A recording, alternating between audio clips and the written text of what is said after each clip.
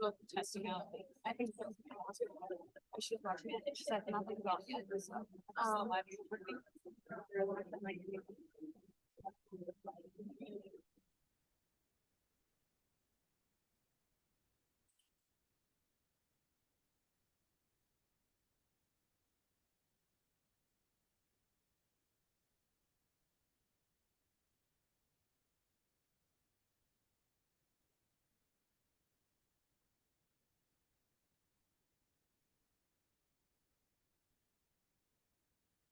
Good evening, everyone. Please stand to recite the Pledge of Allegiance.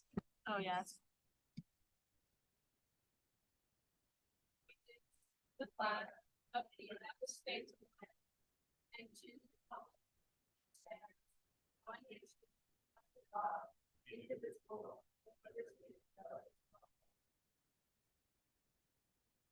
Thank you.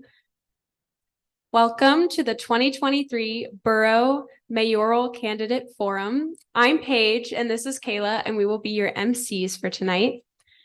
This forum is hosted by the Tri-Valley Junior and Senior classes. You may be wondering, why are a bunch of students doing this? Well, we want to allow our community members to hear what each candidate provides and how they can make an impact. Our student moderators this evening are Robert, Kenshin, and Pete. Our timekeepers this evening are Jack and Cordell, and our student technology leaders are Savannah, Paxton, Kenshin, Addie, Rosemary, Robert, Ben, Wyatt, and Michael.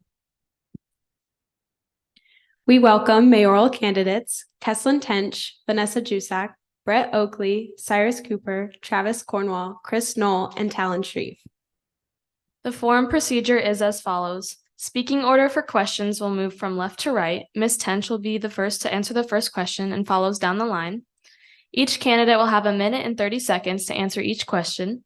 Each candidate will give a minute opening speech starting from left to right, so we will hear from Ms. Tench first.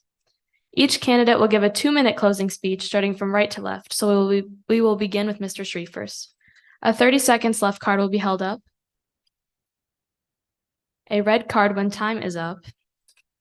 And an over 10-second buzzer will sound. Please hold all applause until all candidates are finished with each question. Many of the questions you will hear this evening were submitted by our local communities. Due to time constraints and rules that guide the type of questions, some questions may not be asked and others may have been edited. We will begin the forum with an opening speech from each candidate. Ms. Tench, you may begin.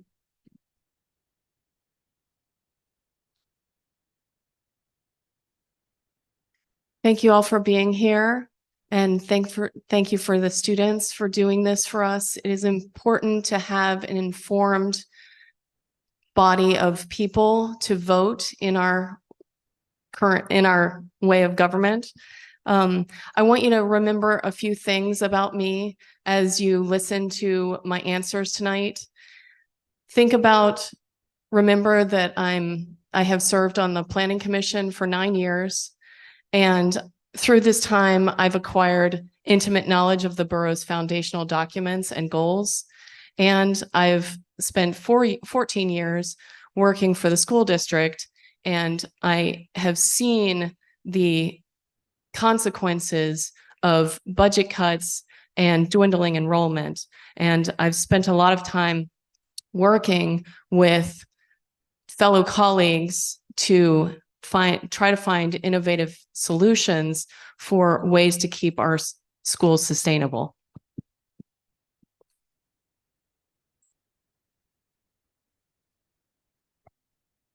Good evening. My name is Vanessa Jusak, and I'm very glad to be here today with all of you as a candidate for Denali Borough Mayor. Thank you to Daryl and all of the students who organized this. I think it's really important when you have 7 candidates that we have an opportunity like this for everyone to get to know us. I do have one complaint, and that is the 90 seconds we are allowed to answer questions. They really packed some stuff in here for us tonight. So I'm going to be speaking as efficiently as I can in those seconds. I might sound like an auctioneer at times. And a lot of these topics are things that I touch on daily in my work. And so I feel like 60 seconds is, so I am going to post some extended length answers on my website and on my Facebook page after this for the things that we just cannot possibly cover. Thank you all for being here and for having me. Hello, everyone. I'm Brett Oakley. Why am I here is because I'm about the well-being of the borough, the people, and all its communities. And what a better way to show it than coming to serve you as mayor. I'm black and white. I'm blunt. I'm outspoken with not much room for gray area. You want to know a little bit about me? I'm currently on the school board and the policy committee. I'm also a bus driver. I'm also a substitute teacher in one of our other districts. I'm on the Anderson Fire Department as a firefighter, EMS services as a medic. I do family skate nights. There is just so many things that I am into with this borough, from food drives to distribution. You may also know me. I'm the founder and one of the pastors at Anderson Community Church. And be a part of this Denali Borough has been the best part of my life. It's your voice. It's your borough. It's your cities united. And I look forward to bring your voice to here. Thank you. Good evening, everyone. Cyrus Cooper is my name. Been in the borough for almost 19 years now. Spent 28 years in the military uniform serving our nation in national service. I started at the age of 18 and I graduated at 46. So I consider my service to be long and distinguished because I was in the service of this nation with its sons and daughters. And when I look out in this audience right here, I see the sons and daughters and the fathers and mothers of this community, which are the most important resource that we have, bar none. With that in mind, I need to say thank you to everyone that comes out to support this and to hear what we have to say, because as an opening statement, I'm going to bypass lauding me, and I'm going to take the opportunity to thank the Alaska State Troopers, the National Park Police, and other agencies, to include the DEA, that safeguarded our community this afternoon in a fatal involved shooting out on the Parks Highway. And we have a representative of that fine establishment in one of our local residents. Sergeant Miller, thank you very much for what you do for us and for keeping us safe. Thank you, folks.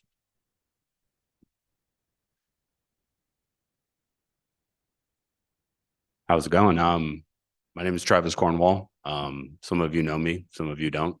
I moved here 8 years ago, kind of on summers on and off, and then I worked at Ace Hardware ran that for a couple of years, and then worked in the park, and then I had some health issues where I had to quit and not work for a while. And that's part of this, is I'm just looking to get back into the workforce full time. I work part time sometimes, but this is a great opportunity, and I'm a younger generation where I'm open to anything kind of deal.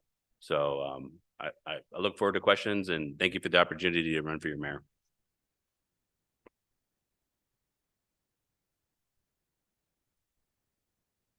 Good evening, everybody. My name is Chris Knoll. Nice to be here. Thank you, audience members and those tuning in online. Thank you to Mr. Frisbee and the junior senior class for hosting us, and the tech team for making all this work. And thank you to my family. Without their support, I wouldn't be here. So I'll tell you a little about myself and why I'm running. I work seasonally, and that's what brought me up here to the Denali Borough. And afterwards, I worked as the emergency manager at the Denali Borough for 7 years. And I think that a lot of that experience is what I'm basing my candidacy on. I currently work in commercial services at Denali National Park, and a highlight of my time here in the borough has been volunteering with McKinley Volunteer Fire Department. And I'm looking forward to getting back to work on local services and issues that have a direct impact. Our local government directly impacts us in many different ways, including our schools. So housing, healthcare, and focusing on being brilliant at the basics: education, funding, planning, and solid waste. Thank you. Good evening, everybody. It's great to have everybody here. And for those of you online, it's good to have you here as well. And thank you, staff and students, for putting this together. The last time I did this was 10 years ago when I ran against Mayor Walker then, when he got elected the first time. So it's great to be able to be back here again and know that I have learned a lot from being on the assembly for 8 years and being able to go down to Juneau and represent the borough in many different forms with nonprofits and things that I'm on. And being the knowledge that I've gained over these 8 years of being on the assembly has really helped me to see the importance of being involved in our local government. And I encourage everyone to be able to get out there and be involved. And we see here with the candidates that we have how the turnout is, and it's great to see the involvement and be able to be a part of the Denali Borough. Thank you. Thank you. Our first question of the night goes to Mrs. Tench first, and it comes from Rob. As mayor, do you see yourself more as a leader or representative? What mayoral duties do you see yourself performing while in your role as leader or representative? Thank you. As mayor, I see a balanced role between leadership and representative. I would take my direction from our foundational documents, which are the comprehensive plan and the land use and economic development plan. And with these, I would take direction and carry through the day-to-day activities. Now, with this in mind, the comprehensive plan was updated in 2015. So I would take leadership in updating this comprehensive plan. It needs to be updated in the next couple of years. So with lots of public input, we need to update the comprehensive plan because it's basically a strategic plan for the direction of the future of the borough.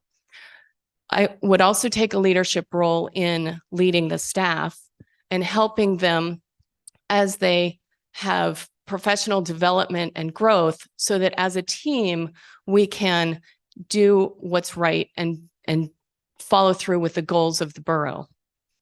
I also see myself as a representative of all of the citizens of the borough.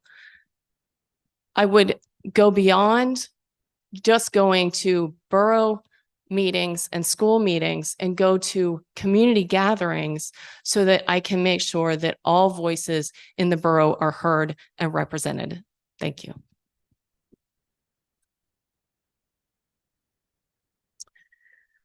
I think a mayor is always both a leader and a representative. An analogy I use at work often that applies here is the assembly decides where the ship is going to sail, and it's up to the mayor to determine the route and deal with problems as they occur along the way. And the mayor supervises staff, makes budgetary decisions, emergency management decisions. All of that requires leadership. But the mayor is not just operating within the Denali Borough. They have to deal with other municipalities, state and federal agencies and officials. And in those capacities, they're absolutely a representative. They should be a representative of what the people want for their separate communities. Those aren't always going to agree. But they also have the bigger picture, and they often have more information and a broader depth than the average person. And so there are times when they have to use that in a leadership position. So I believe that whenever a decision is being made that affects the borough, it needs to be a balance of both.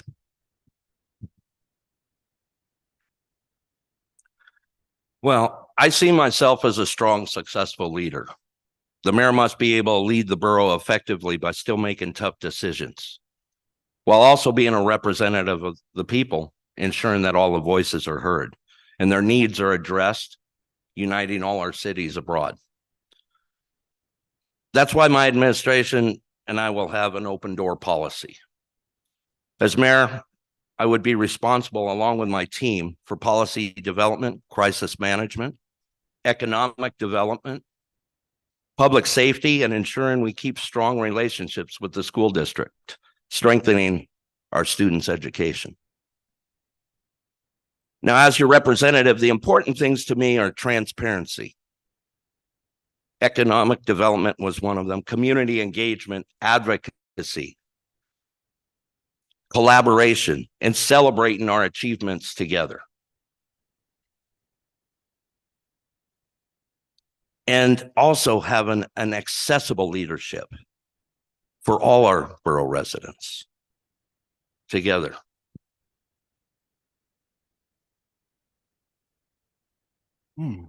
First and foremost, the question is belying in that it only addresses two aspects of the role that a mayor performs.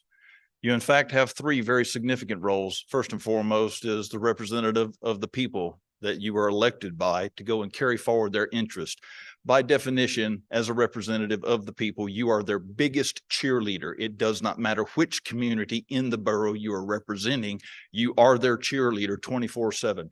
Second, when it comes to leadership, people expect you to know the right answer first time, every time, not sitting around reading a book trying to figure it out for something that's, well, 2009, 2015, take your pick. Oh, we needed to update it. Well, why didn't you? Why hasn't it been updated? It needed to have been done 6, 7 years ago. Those are the types of things that leadership brings. Last but not least, management.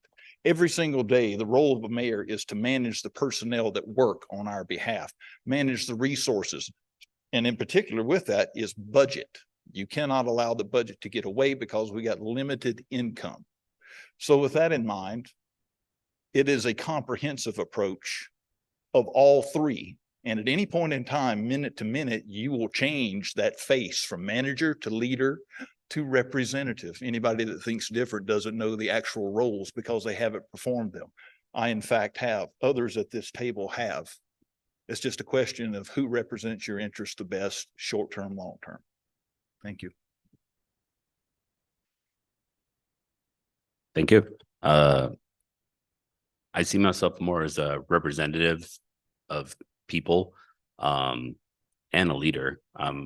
If I get in charge of something, I'm going to lead to where it needs to go. I don't really know much about the ins and outs of the government or aspect of it, but I'm willing to learn and do what I think is right for the people in the borough. I know that people have a lot of concerns about different things here, and I share a lot of those concerns. So that's it for me. This is an interesting question, and I think I see the mayor of the Denali Borough primarily as a team leader. And I'll use an analogy that Mayor Walker used a few years ago when we were looking at considering a new tax, and he used the boat captain analogy. So we're going to take that a step further. The mayor could be a raft guide. So they're in the back of the boat, they're guiding that boat downstream, looking for obstacles and challenges ahead. But the boat is full of borough staff, very capable borough staff. And so that boat is responsible for borough administration, executing the assembly's budget, enforcing Denali Borough law or code. And so the borough government should be responsive to the will and the values of the people. And I see the mayor, Denali Borough mayor, to a lesser extent as a representative, and they have roles going before our state legislature, coordinating with state agencies, and advocating to our federal delegation. And those include local functions like showing up to the local civics class to talk about government. So I believe the mayor should be both a strong leader and an advocate. Yes, I am a firm believer that the mayor is a leader of the communities that they represent, as well as a representative too. Being on the assembly for 8 years has really shown me how the leadership works in the borough office and with the borough residents, and then also with the state. Being able to go down and do legislative meetings with the mayor to see how he is a big cheerleader for the borough and for each member of the community and the communities at large, and how important that leadership is and that representation. And without the mayor fulfilling the rules of the administrative duties, especially the budget and being an emergency response and a whole host of other things that the mayor has as a role, that it would be really hard to represent the borough and the different communities that we have. So being able to find the right type of leadership to guide the borough from the voice of the assembly and the community members is a big task, and it is something that it shouldn't be taken lightly. And as being able to work with the mayor has been good to see how leadership is and be able to grow in being a better leader.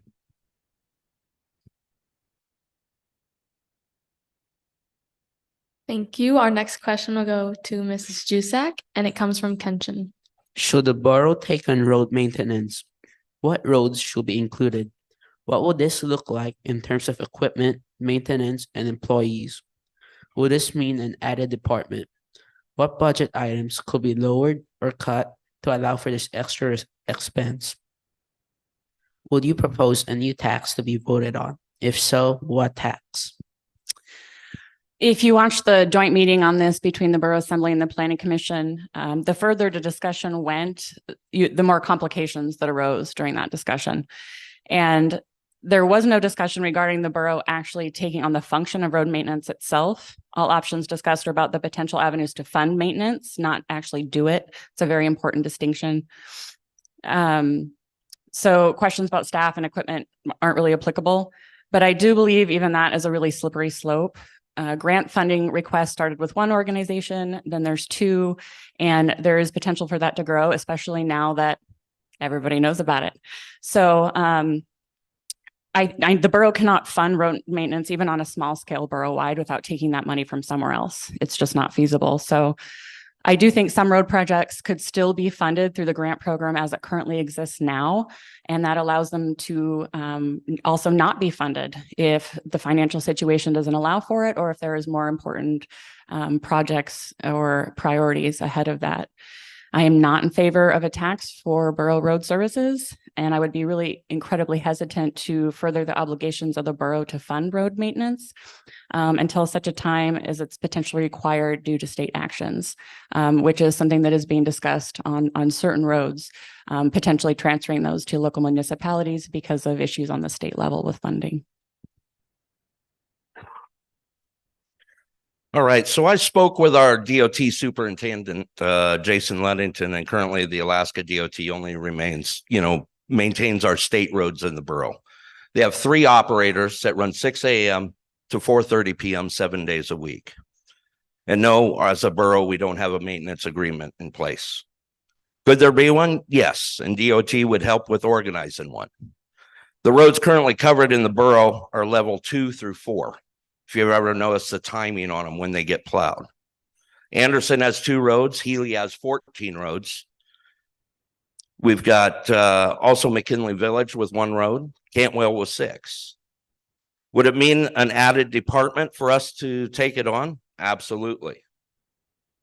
In terms of equipment needs, maintenance and employees, a full evaluation is going to need to be done in order to make that kind of decision.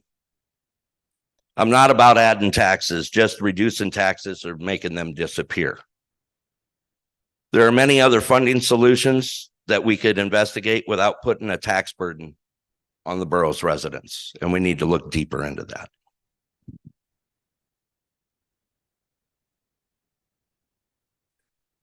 Going back about 2 months, there was a borough meeting at McKinley Village Hall where Representative Kevin McCabe, along with Mike Shower, our senator for this particular district, gave preliminary information that we will soon, at some point in time yet to be determined, but soon will be saddled with basically taking care of certain aspects of the state's roads.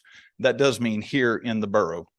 They're going to take care of the primary roads such as the Parks Highway. And at some point in time, again, yet to be determined, we will be saddled with those other roads. I would suggest to you that whether we like it or not, we're going to have that on the radar screen, that we're going to have to basically come up with a plan. I will tell you that under no circumstance do we need to create a new department. Everything can be done with private contractors, just like the state DOT does. We'll get the engineering approved by the state DOT engineer, so we don't have to hire them. Last but not least, when it comes to money, we have federal pass-through money, because every time you go to pay fuel at the local service station, you're paying a fuel tax. Everybody knows that, right? You don't ever see it, you don't hear about it, but it's nonetheless there. That fuel tax will go through the state in turn passes it to us, and we spend the money on the roads that need to be fixed. So when he says roads 2 through 4 in terms of priority, we get to make that determination. By the way, in case we didn't know, you've been already doing road repairs through the grants process, where we've allocated it to specific not-for-profits to do snow removal and road repairs. So again, it's here. It's just a matter of how we take and run with it. Thank you. Road maintenance. That was a great answer, by the way. I don't really know much about everything he said. I feel like that's part of the reason I'm here, is because I want to learn what the mayoral services do for this town. Whatever it would be, I would not be in favor of any taxes. So I'm just so anti-tax. I feel like the government wastes our money as it is. That's just something for them to pull on. Yeah, that's pretty much it. I'm sorry I'm so answered. I'm very nervous in front of all y'all. It's been a while since I've been in front of a big people, but yeah, no new taxes. That's all I really am looking forward to. Thanks, Travis. And I'm nervous too. Okay, so I'll give the short answer to the first question of this very many aspected question here. No, I think in general, the borough is not ready to take on road maintenance, but I'd echo what's already been said. There was a very productive joint work session between the Denali Borough Assembly and the Planning Commission that happened a few weeks ago. And for those who weren't there or haven't watched it, I'd encourage you to get online and watch. A lot of very thoughtful comments from our representatives. And the consensus opinion, though no action was taken, was to continue basically on the same path, but with a few small changes. So I think one of those components would be the borough should continue to provide free gravel for public road projects, up to 5,000 cubic yards per year out of DOT managed pits. I like the idea of a new line item that would work us towards a more dependable supplemental source of funding. There was a lot of emphasis on the matching component and having organizations have local buy-in, which I think leads to better projects. I think we would all agree on that. And then road standards must be a part of the discussion, so we know that these public dollars are well spent. Yeah, and I'm in agreement with not creating a new department for it. There's other ways that we can fund this, and we should hold off as long as we can until the state passes us the public roads. And the roads we should be really focused on is our local public roads. Private roads will be for the private individual to come up with. But as I've been visiting these other communities, what I've been hearing is that they want to take care of their own roads, and a grant opportunity would be a way for them to be able to help offset that cost and be able to give a better product and service to the community members in their area. So coming together as smaller groups to, for lack of a better word, have a road service area for like Lignite or Stampede, or because I know Stampede already has the homeowners association there that comes through the borough to do it. And so just finding funds through the budget to be able to put more funding into it right now until the state does see the need for them to give the roads to us completely. And one of those that we have right now, kind of a low hanging fruit there, is we do have a line item for repairs and maintenance. And last year it was only $7,000. This year it's $80,000 because we're doing some renovation for the office. So being able to take that excess funds and move it into a program, a matching grant program, would be a way that we could start funding that.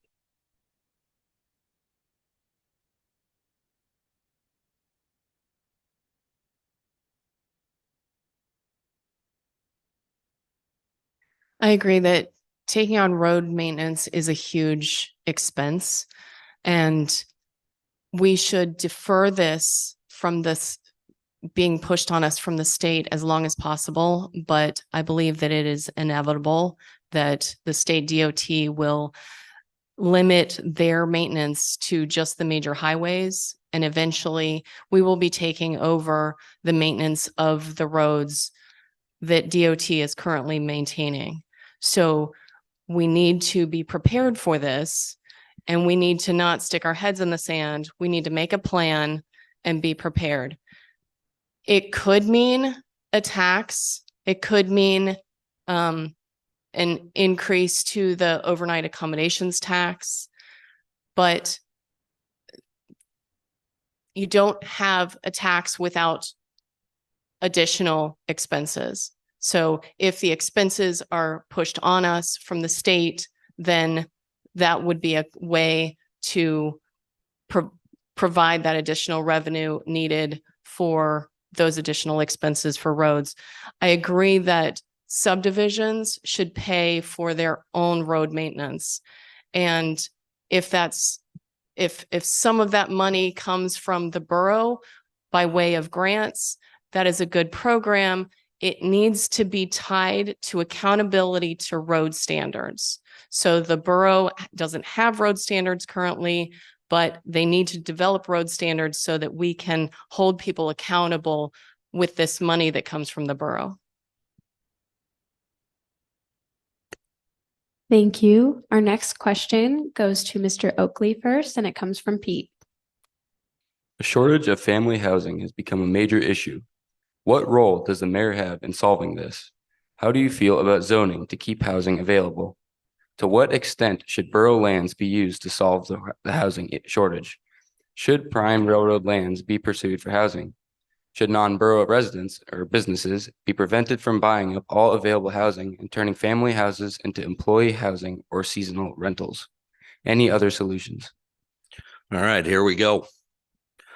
Well, as mayor, a transparent plan to the citizens is one of the biggest things. It's property specifying the disposal, the sale, the leasing, and exchange plans for the coming year. And also that intent for the next 5 years. As for zoning, I believe that no zoning should be used that would harm the rights of residential property owners. On the extent to which land should be used to solve the housing shortage, it's a complex issue, and there are no one size fits all for it. It's going to depend on various factors, including the specific needs of the community, environmental impacts, and a balance between housing and other land use. So one of the other questions was about prime railroad lands. Should they be pursued for housing? I don't think so. We should not be spending valuable borough money on land when we have plenty of it here that can be developed for the needs of our citizens and new residents with the proper planning. Now, the concerns of turning family houses turned into employee housing or the residential use only, zoning can restrict that, but that should be to you guys to decide. And that can preserve our neighborhoods for all our families.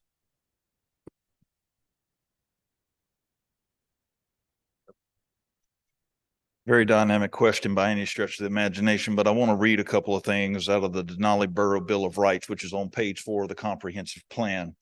The right to have safe and effective transportation covered under the last question. That's your right already. The right to have efficient and adequate public facilities. Again, that's your right already.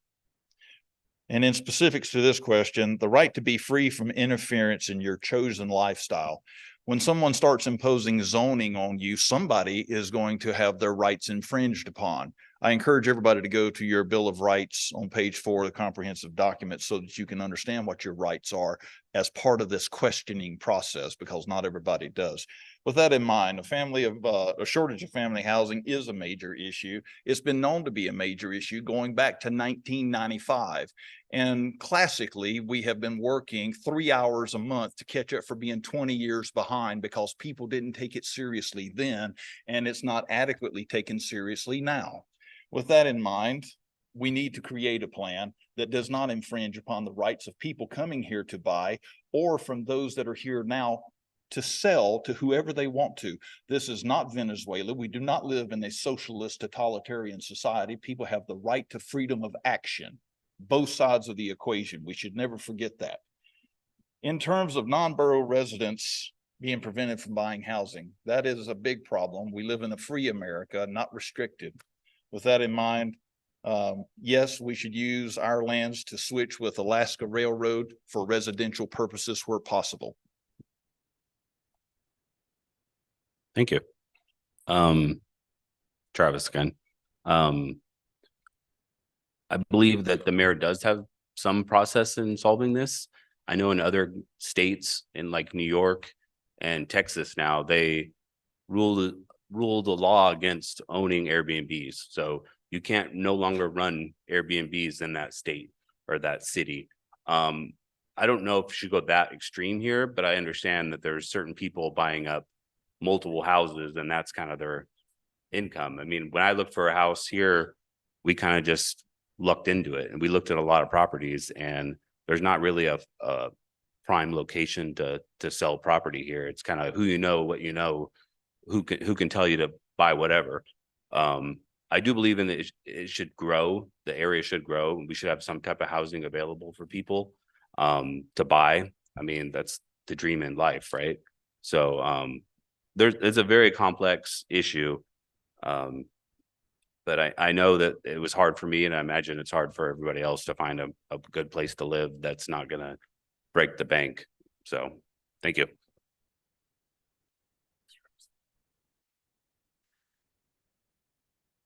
This one, I feel very strongly about, and I think that the borough's role in the housing discussion is as a key planning partner.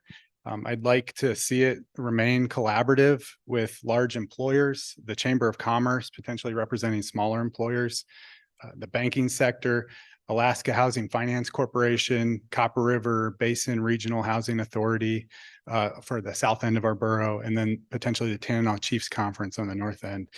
Those last two have undertaken affordable housing projects in the borough, and so I think they're key partners in this. I feel like Denali Borough lands are definitely part of the solution.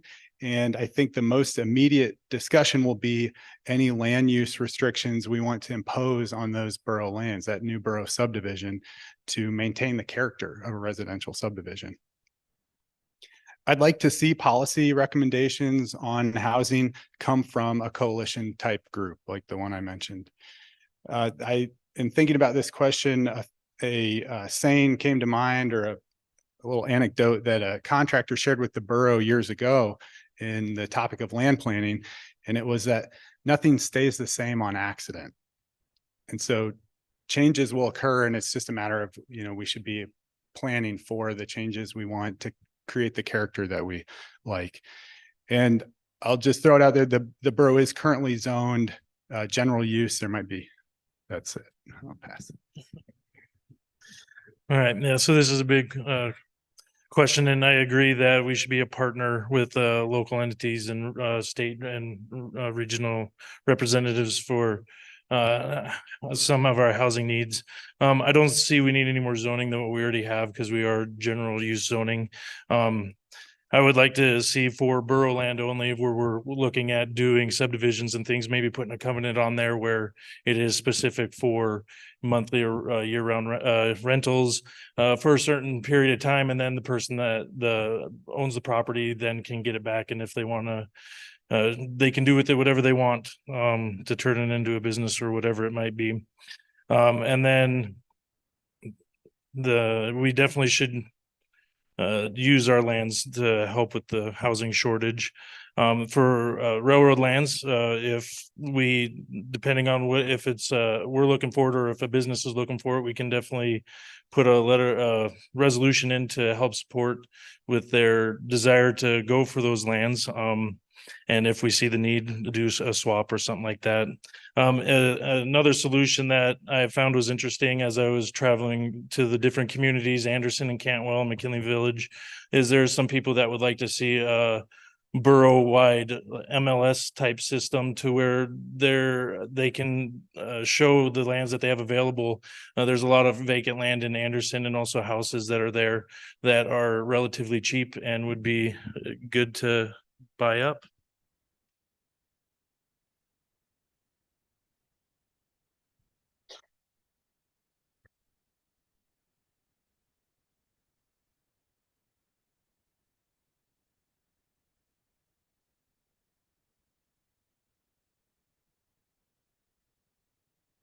You can't start the timer until I say words, right? The housing shortage is definitely a pressing concern. As mayor, my approach would involve a few different things. I would definitely take guidance from the land management plan. And the land management plan has already designated borough land for future residential development. We should look at that and focus our efforts on that management plan and definitely prioritize public input as we go through these plans. We've recently done a survey, or the borough has recently done a survey that shows some of the housing needs in the area, but this is not the end. We need constant public feedback throughout this whole process so that we know what types of houses, what types of land people want, what sizes of lots people want, if they want to rent or if they want to own. And we also need public input as we go through the selling process. I also want to make sure that we have development standards so that as we design a subdivision, we can turn that design over to a developer. Darn it, I had so much more to say. I have a lot more to say on this, but I don't want the bugle yet. All right, speed reading, let's go. The mayor can and absolutely work toward a solution with other organizations, but doesn't really have a lot of power to do anything about this themselves. Zoning could certainly be considered very broadly in terms of residential and maybe other, but we still need to allow for people to operate their own businesses, whether you're an accountant or a mechanic. And so that would really need to be done very intentionally. The land of the Denali Borough should serve the people of the Denali Borough. I think it's great we're opening up land for residential purposes, but land is actually not the issue. The issue is we don't have any ready move-in housing. Those are very different things. So a borough subdivision doesn't solve that. Railroad land doesn't solve that. What's going to solve that is a developer, local or otherwise, and that comes with its own set of challenges. Given our location, the number of very high-paying projects coming down the pipeline with the infrastructure bill and the lack of workforce in Alaska, those are limiting factors for that. But before we make any decisions or limitations, we need a comprehensive housing study. We don't have the data that we need. And that is one of the top things that I would pursue in this area. We need to know what we're lacking, what we need, how much has already been taken off the housing market for overnight rentals. And until we kind of have those details, we don't know what avenue we need to pursue. That's very high at the top of my list. Thank you. Our next question will go to Mr. Cooper, and it comes from Rob. Does the Denali Borough have too few, too many, or the right number of employees? Are you in favor of the current borough practice of hiring out of state or remote employees rather than requiring all employees live in Denali Borough? Well, at the current staffing level, as approved by the assembly, we know they are never wrong when it comes to approving such things. So of course, it's just right. And I do mean that sincerely because there was a need to bring on what amounts to an economic coordinator. And that person has served the borough well, served the mayor and the assembly well. And we should recognize those types of things. I would also tell you that I am not a believer in bringing on full-time employees because they have a significant six-figure cost for every full-time employee you bring on to. It's not just the salary. You're looking at the benefits package, and the benefits package, once you start paying into the state PERS, the basically the personnel employment retirement system, you never get done paying into it ever, even if you have that position vacant. So that's where a lot of our money goes, and we need to be cognizant of that. I'm a big advocate that if we need to bring people on, we have contractors that have various skill sets all over the world. And in today's world, we have the ability to communicate with them regardless of where they're at in the world. With that in mind, I believe strongly that if you have local talent, you need to employ that local talent so that they can buy houses and make a family here like people have done for generations. There is no excuse for not finding, attracting, maintaining, and sustaining local talent when you have it available. There's just no excuse for not using it. And in terms of requiring people to live here, again, I go back to the term employee. Use it where you can, but don't abuse it, because people should live here.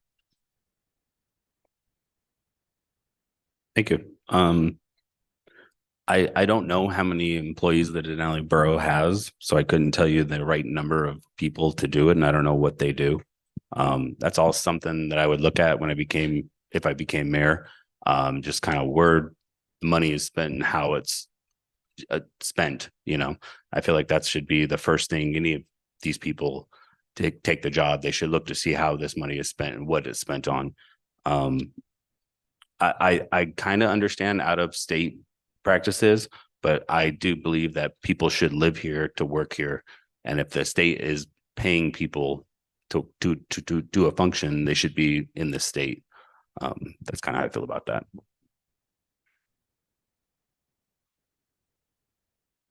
This is part of the reason I'm running, is to rejoin the borough team. So I think the staff is, as I mentioned, the mayor plays a role on the team, leads the team, is the personnel manager for that team, but the team is part of the, executing the budget, fulfilling the mission of the borough, serving our citizens. I think we're very fortunate to have the team that we have right now, focused on transparency. And I wanted to set the record straight. The borough they advertise locally, they hire locally, but then they maintain a supportive work environment. And so as life changes happen, they have supported people to work remotely, as we can so well now, on a number of occasions. The borough staff, some highlights: they're able to assist nonprofits managing our borough grant programs, but then also seeking out other grants that are specific to other programs and services that those nonprofits provide. I wanted to highlight, Ms. Juzak recently shared a statistic: for every 10 jobs, correct me if I'm wrong here, every 10 jobs in the state of Alaska, there's 7 employees. Who's hiring? The school district, Usabelli, GVEA, Denali National Park, Indine, numerous other small businesses. I would be focused, if elected, on maintaining, fostering a safe, productive, inclusive, trusting work environment to develop the staff we have, try to keep them around, provide development opportunities, and maintain a strong work-life balance. Yeah, I do feel that right now we have the right number of employees for what the borough needs. And I do also feel that adding another grant opportunity is not going to overstretch the employees that we do have. And like was said, is I'm not aware of a borough practice where we are trying to hire out of state employees. Should we look at maybe doing something where the employees are stay inside the borough? That's something we can look at, but that'll be a policy change that we'll need to make. But it's life changes, and I'm glad that we see the importance of the employees that we have. And being able to work remotely right now is something that has helped the borough out and still gives us the service that we need. And in the future, if the assembly and sees that it's different, that the needs are not being met, then we can look at switching things up. And as was said before, what the staff does is amazing. To be able to come into an assembly meeting and have a budget ready to go and ask any type of question and have it ready for us when we need to have answers to specific things, that the mayor is able to have dedicated staff that can be there and ready to answer the questions when needed. Because there's some tough questions that come down the line, and to be able to have that ability to have the staff there is very important.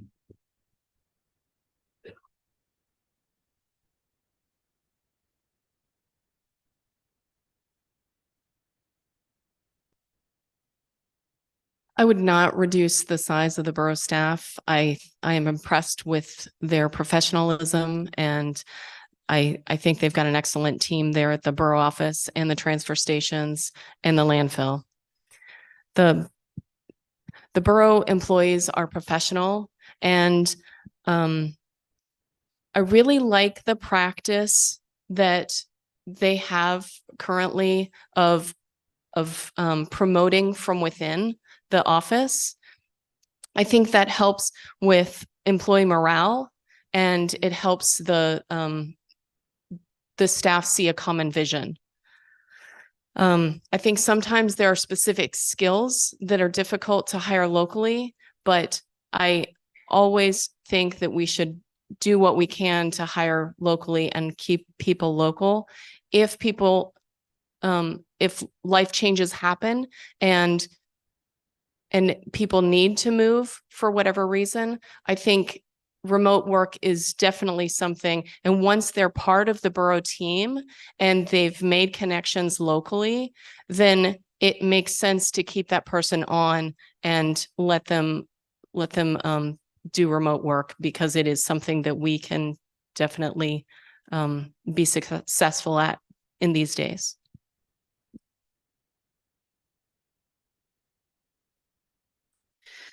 I know in my conversations with Mayor Walker previously, something that he has identified as a need is a deputy borough clerk. Our current clerk has an enormous amount of institutional knowledge, and she's amazing at her job, and heaven forbid circumstances changed and she was not at our disposal anymore, we'd be in a world of hurt. So I do think it's worth examining either a shift in an existing position to aid in that regard, or even a part-time position for that purpose. Outside of that, I don't see the need to adjust staffing as it currently exists. I do think the question is a little misleading in how it's framed. As Chris and Talon both stated, we don't currently look to hire remote or out-of-state workers. The situation that exists now is a worker who lived here and who had a life change. I do believe the borough is best served by the people who know the borough and the communities it contains. And I believe in the situation we have now, that standard is definitely met. So otherwise, it doesn't make sense to hire someone outside for a position when we have knowledgeable people here, unless it's something like IT, right? That it doesn't really matter if you understand the borough or not. You just got to understand code. So I do agree with all that has been said about the current staff that we have, and Clay, in a discussion I had with him about this very, should I run, should I not? Different questions. He did remind me, Vanessa, you wouldn't have to do everything yourself anymore. We have a team, and that team is amazing, and they would be there to support you. And I was like, oh yeah. So they do that well. It's a loaded question. The right number of employees requires analysis of our borough's circumstances and needs at the time. And it's a continuous process because these things change over time.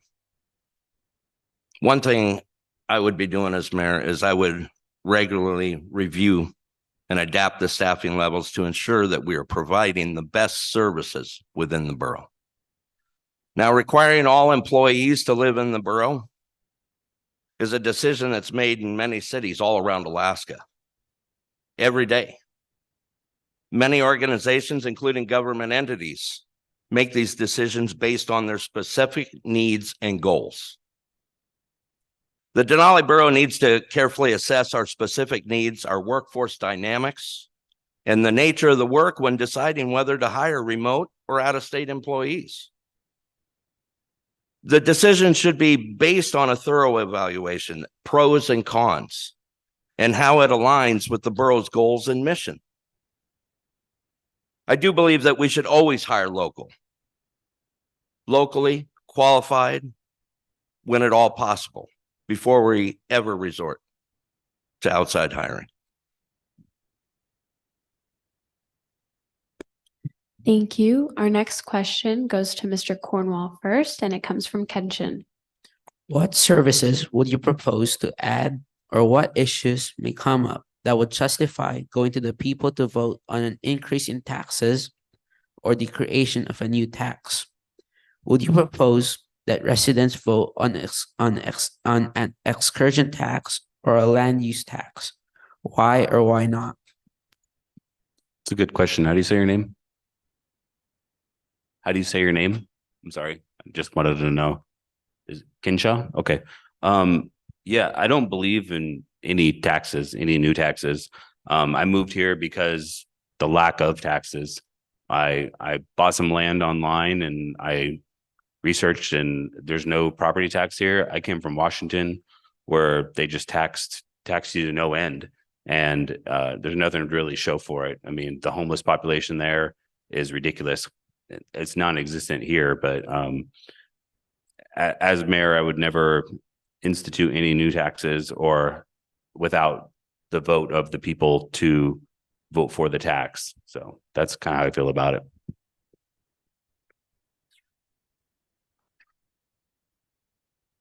The two services that I see on the horizon that may require more revenue, we've already talked about one of those tonight, and that's roads. And as others have mentioned, I think if the state starts to transfer responsibility for some of our public roads, maintenance responsibility to the borough, I think part of the discussion will be the funding of that service. I would expect that to be part of the discussion. But in the short term, I believe we're on the right track. And as the Planning Commission Assembly work session, what came out of that in general, I think the consensus was let's make little changes and see how those work. The next service that I think could potentially justify an increase in revenue would be taking on more responsibility related to fire and EMS services. A high level of services currently provided by volunteers, both providing fire protection and emergency medical services. I think as borough responsibility and involvement goes up with those services, the level of financial commitment will follow. Presently, I think we're doing fine, and I think the discussion when it comes will, if there's an action behind that increase, I think in general, borough residents would get behind that. And as has been mentioned, a tax would come before the assembly. Any new tax revenue would come before the assembly or change to tax revenue, and then it'd be on the ballot. Thanks. Yeah, so I don't see any new services that the borough would be providing right now. Like we've mentioned before about roads, that would be something that would be given to us. So just as we prepare right now, that's where we would really be working on that one. But for more funding, just working, or for more services, if there's something that needs to be had, like a rec center or something, using the other organizations in the borough, the other nonprofits that are set up to do those type of things would be where we could go to look for having other services to meet the community's needs. And then proposing a tax, no, there's no need to do new taxes. We have a large our revenue source, overnight accommodations, is 120-day a year season that we have. And in the last few weeks, there have been a lot more talk about opening winter tourism for the state, and of course most people will be coming here to the borough. So how do we capture that new tourism that people are looking into? It's been in there for 3 times in the last 2 weeks, and a few other places, including the chamber, has started to put something together for growing economic development.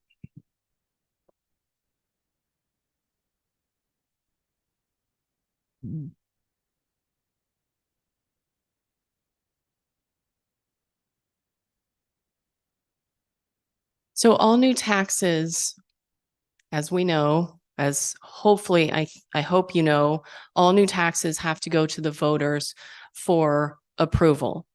But that's not going to happen without the mayor doing something about it. So it is very essential that the mayor keep our budget under control so that we're not adding expenses that will inevitably lead to the need for more revenue.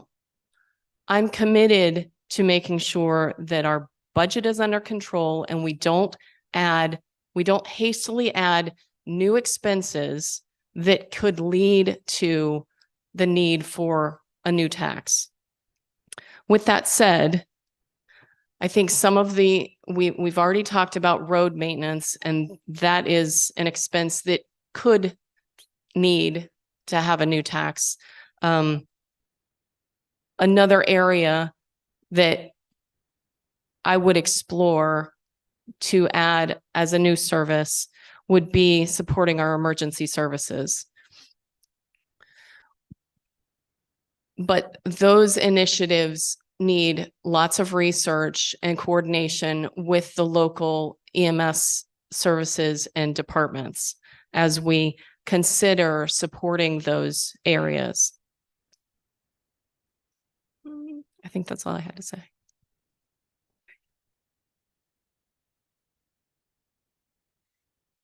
I do not currently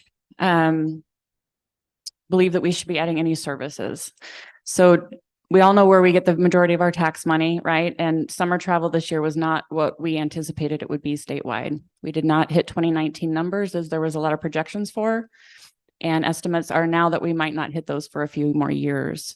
And there's a lot of contributing factors to that. Travel to Europe from the lower 48 was cheaper than travel to Alaska.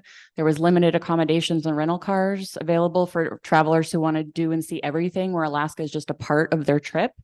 And there's really significant in-state competition for every one of those visitors. Kenai, Valdez, those same places we like to go and play. The average traveler spent 30% more this year than they did in 2019. That's inflation. So I don't think that now is the time to be adding services to our budget when our projected income is likely to stay right where it is for a little while.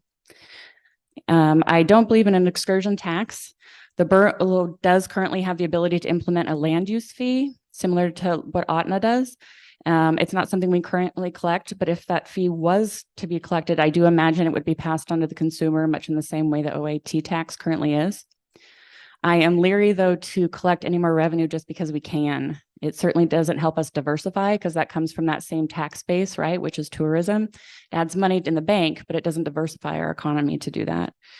And I think it's time to discuss how we might collect that and what that revenue would look like. But I think we're in this discussion phase of that still. Taxes, no. Proposing an increase in taxes or the creation of a new tax is a huge decision for the citizens of the borough. It should be very transparent and taken to all of you.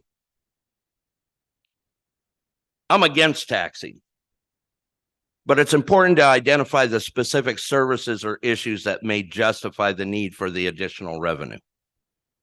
The decision to increase taxes or create new taxes should be based on careful assessment and the overall well-being of the borough, its residents, and small businesses. We have a tax right now that's hurting small businesses in our area, the 5% borough alcohol tax, which I'd like to see decreased or gone. I've talked to these business owners. On top of that, the state already charges them a $12.80 a gallon hard alcohol tax. It has an impact in the winter months that can close some of these establishments for good. And it's getting really tight.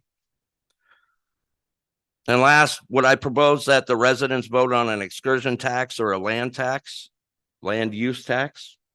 No, not if it harms the residents or a small business owners that are here year round and not just here for tourist season.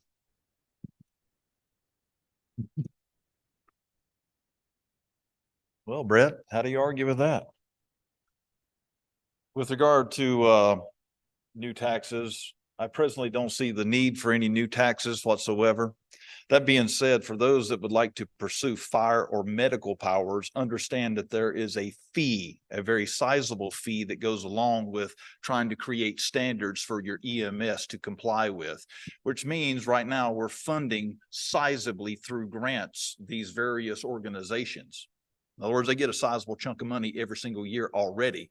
But when you take on fire and medical powers, then you have the responsibility to make sure that that funding does not stop ever, because then you have the authority and you have the responsibility and the obligation that goes with it.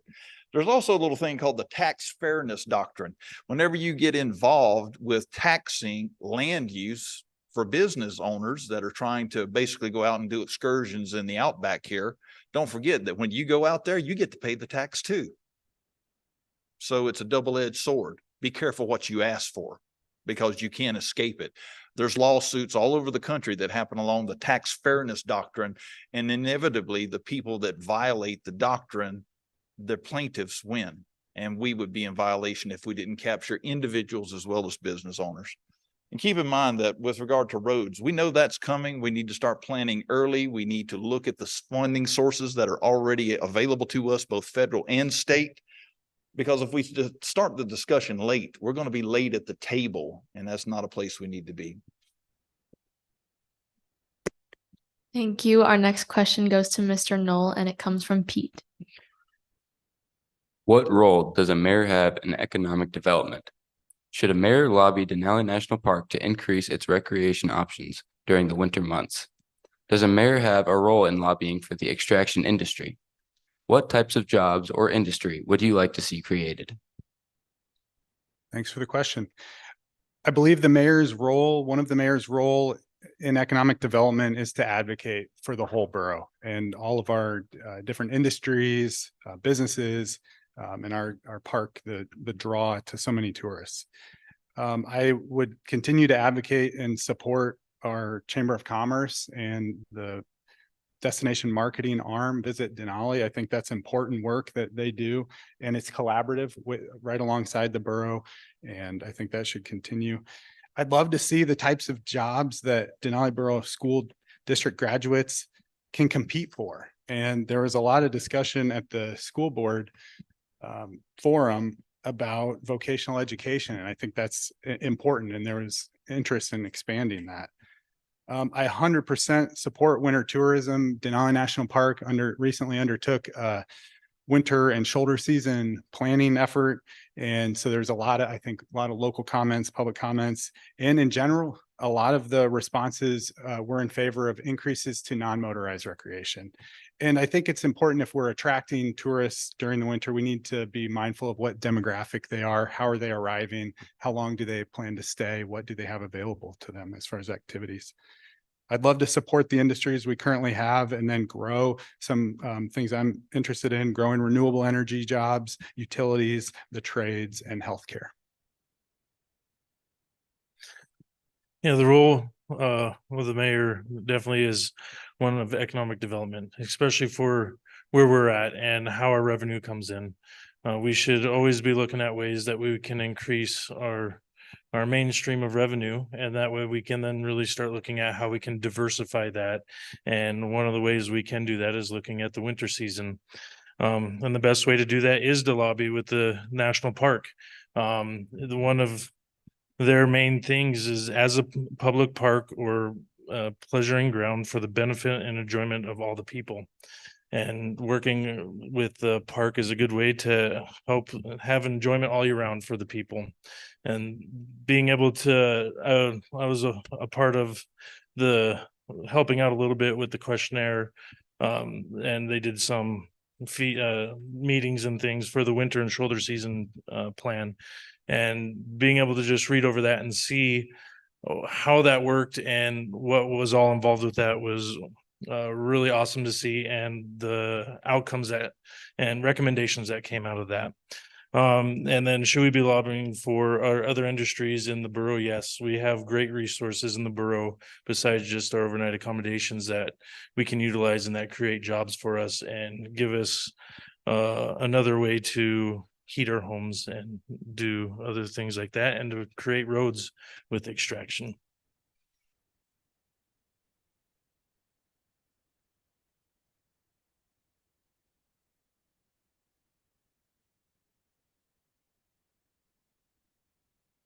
I see my role as mayor in two different ways with economic development. One is to promote tourism. I would reintroduce Mondays with the Mayor. I think making this an entertaining program could bridge the gap between our borough's attractions and potential tourists. And the platform could demystify traveling to Alaska for a lot of people. As I've traveled around the country and around the world, a lot of people have this misunderstanding of what it takes to get to Alaska. Maybe they don't understand planes. The second thing I would do is support local businesses.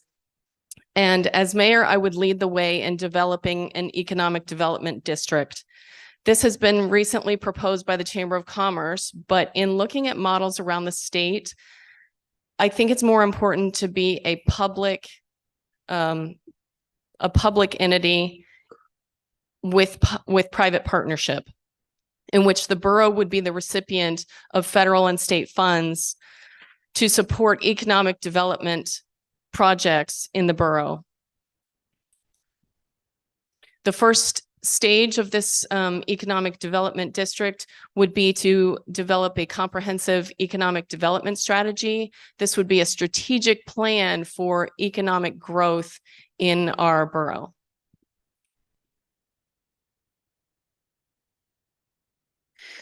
So in municipalities with a property tax, the local government can have a lot of significant impact on development because they can provide tax incentives or they're more attractive than the neighboring county. We don't have that ability here. So our impact on economic development is very different. In the interest of time, the NPS question I answered on a Facebook post the other day. There's some salient points as why winter tourism isn't as easy as we all think it'll be. I encourage you to look at that. And I'll answer the extraction question on my website, but economic development is something I've been working on in-house and my job. And it's available on the chamber website for review. During COVID, Mayor Walker and I discussed the creation of an economic development district. We are one of the few areas in the state that does not have one. And this is something that I ideally believe should be done in partnership between the borough and a private entity. And that is something that I strongly support. Jobs often come organically. We have a problem filling the jobs we have. You look at the PO bulletin board, you ask local businesses. For every 100 jobs open in the state of Alaska, there are 73 bodies to fill them. We are not going to solve that by doing anything other than building a community with housing that is attractive to workers. It's that simple. As far as diversification of industry, that's something I rack my brain on daily. There are challenges to attracting new industry, housing, our kilowatt rate per hour, our workforce availability, and general costs of doing business rurally. We need to address all of those. I got a lot to get through here on this one. The borough mayor plays a significant role in the economic development of our borough and its cities. As mayor, I see my leadership as influence that will help shape that economic growth, attract new business, create jobs, and improve the overall quality of life for its residents. Should a mayor lobby the Denali National Park during winter months? I say no. The reason why is because I believe it's the Chamber of Commerce's job to do it. It plays a vital role in our borough by serving as the organization dedicated to the tourism, promoting local businesses, and helping with the overall well-being of the borough. Will I help if needed? Absolutely. But it's a team effort that is needed to improve our mission for the well-being of our residents. As for the mayor's role, lobbying for the extraction industry, yes. But it should align with the best interest of the borough and reflect the needs of our residents. Jobs and industry. I'd love to see us expand on tourism, right? Especially since we're a worldwide bucket list here. I also love the idea that it keeps popping up about the regional airport. Something that's capable of handling life flight and commuter aircraft from from Anchorage and from Fairbanks. It increase our public safety and give us more access for our residents and even increase tourism.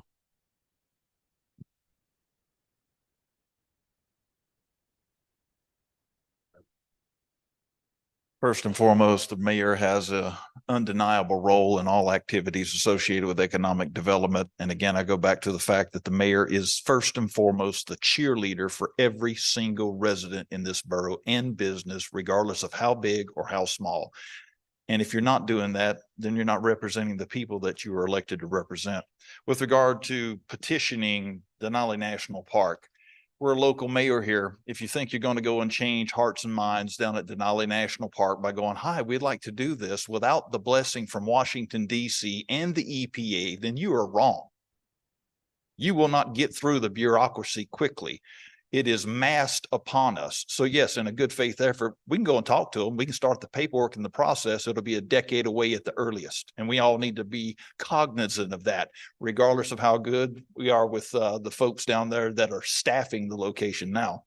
With regard to lobbying the extraction industry, well, right now, this place was founded in many ways upon the backs of miners and upon the backs of folks that have worked the power plant that fed the rail belt for the last 75 years. Everybody kind of forgets that. So yes, do we need to be an advocate for extraction? Always. Do we need to look at options coming up? You bet, because it's here and we can't deny it, but it doesn't mean we need to cut the hand that feeds us as well. That being said, if winter month activities were already financially viable, don't you think the multinationals that control it today would have exploited it by now? The answer is you bet. Very good point. I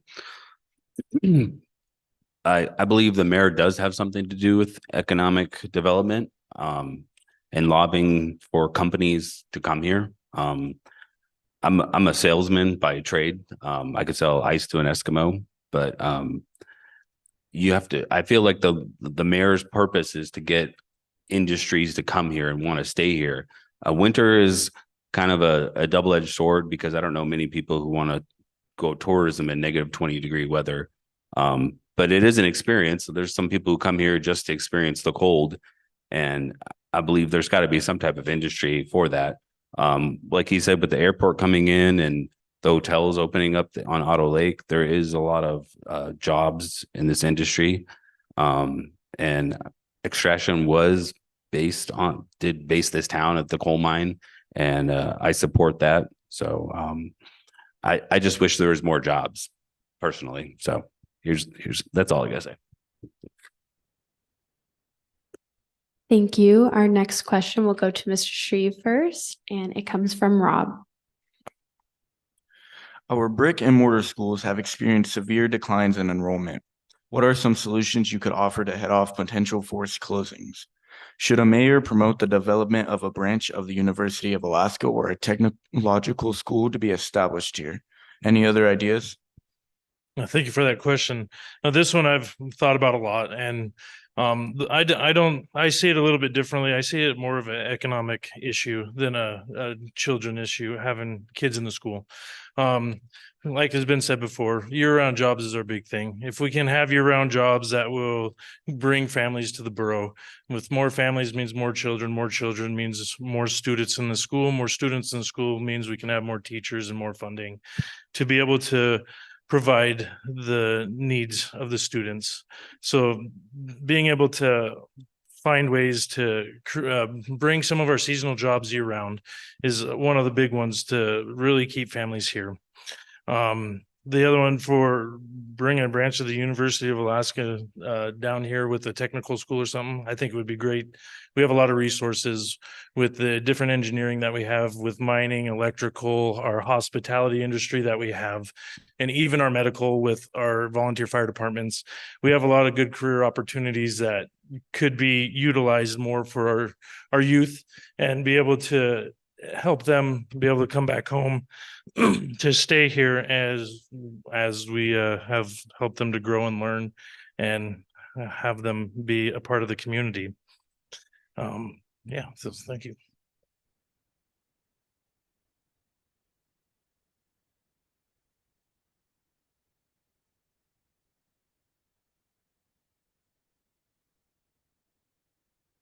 The decline in school enrollments is concerning, and I believe that we can leverage our school infrastructure innovatively. I think that the Anderson and Cantwell schools, we could carve out some spots, some spaces in those schools to be transformed into business hubs for remote workers. Remote working has become a large part of many industries in the last few years.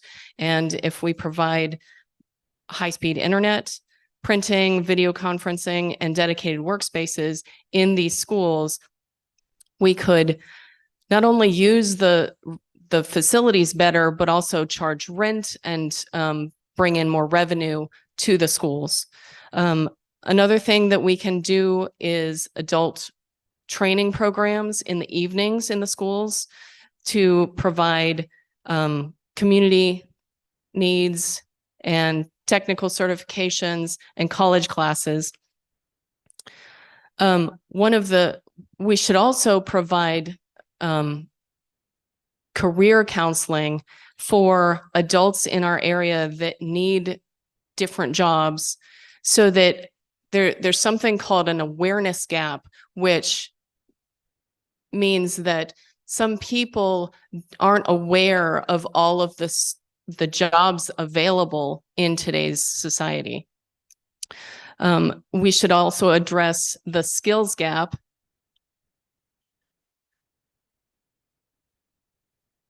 I'm gonna go with that. Good job, Jack. All right, so big picture, the state of Alaska has a declining population. People are not moving here anymore, and the population we do have is aging. Department of Labor population estimates April 2010 to July 22, the number of 5-year-olds increased by 49. The number of 65-year-olds increased by 3,896. That is not something I am hearing in our conversations about our levels of our students. We're going to have to get creative, listen to our communities, and work with our resources.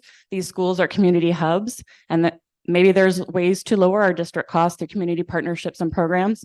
One suggestion shared from me in Anderson was to seal off the elementary end of the Anderson School as a potential home for the city of Anderson government. Something to look into. A branch of UAF or a program like Delta Partnerships for Progress, which you can find a link to on my website, a really amazing program. Those are great potential goals to work towards, but you get to those big projects through small continuous improvements in the programs you already have. I went to the school district with a proposal for expanding their internship program, and in my resulting conversation with our district counselor, I learned some things, including the limitations of one counselor for our district. A counselor who teaches job skill classes, helps students with college, personal issues, and scholarships, as well as running the internship program, which has to be created, monitored, evaluated, and measured for each student and internship type. So we want to improve our student enrollment. We need to continue to advocate at the state level for realistic funding for our schools to help them be successful. All right, this one hits home for me. I've been saying it since being on the school board. You close a school and you kill a community. The biggest complaint I hear from parents right now is what we have to offer our students long-term. Not just in Anderson, but everywhere. Classes involving trades has hit the top of the list. During this campaign, I was endorsed by the Teamsters, Alaska 959, and they've opened a huge opportunity for us, for all students of the borough. Our students will have access to internships and apprenticeships as this new program is developed. As mayor, I'll also be collaborating with our local organization, businesses, and community groups that can lead in innovative solutions and support all our schools. Partnerships can provide resources, mentorship, and internship opportunities for all our students and its residents. As mayor, I will engage with our communities, building strong relationships with the residents and That can keep schools better understand the local needs and interests.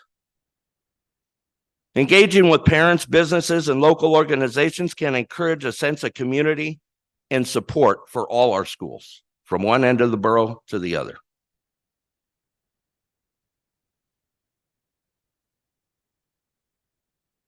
Very dynamic question, and one that strikes at home. And I too believe that if you close a school in any one of our local communities, it will be devastating beyond compare. There are ideas that we can turn some of the portions of facilities into work locations for remote working, those types of things, but that has a dollar figure. And it takes time to develop, because you need to train the people that are going to go staff it so that you can actually provide the support necessary for the training of individuals. Or when the IT breaks, who's going to fix it? Because it will inevitably break. Something will go wrong. The IP address is wrong. My password is wrong. Again, who's going to staff that? There's a dollar figure with it. So from a comprehensive standpoint, you need to make sure you evaluate what you're getting into before you say yes. With regard to some solutions, one solution that a local, well, I should say one of the far-fetched communities, Carluck, had was to bus in families so that they could meet their target quota for students so they could get state funding. And 1 month later, the families that got them over the quota left, and they didn't even get the money for that particular period. I suggest we don't do that. I suggest that we have solutions trying to obtain jobs that will bring families to the local communities. But again, it takes a village, a mayor, an assembly, all of the communities along our road system to work together. And I don't think we've done that as effectively as we could have when it comes to our school system and bringing jobs that are long-term to help out with keeping those families here. Okay. Brick and mortar schools. I have good memories of brick and mortar schools. I know a lot of kids now do the online stuff, but I appreciate schools. I do believe the University of Alaska or a technological school would be a great asset to this community that we don't have. As I know now, that it's hard to find a job if you don't have a trade to offer, and the trade that I have to offer is not here. So it's kind of like learning as you go. And I feel like that's a good opportunity for younger children to understand different ideas of workforce. Sorry, I'm really nervous still. I've been to the school the first time I've been here. It seems like a nice school. Never been to Anderson, never been to Clear. I'm interested in going. That's all I have to say. Thank you.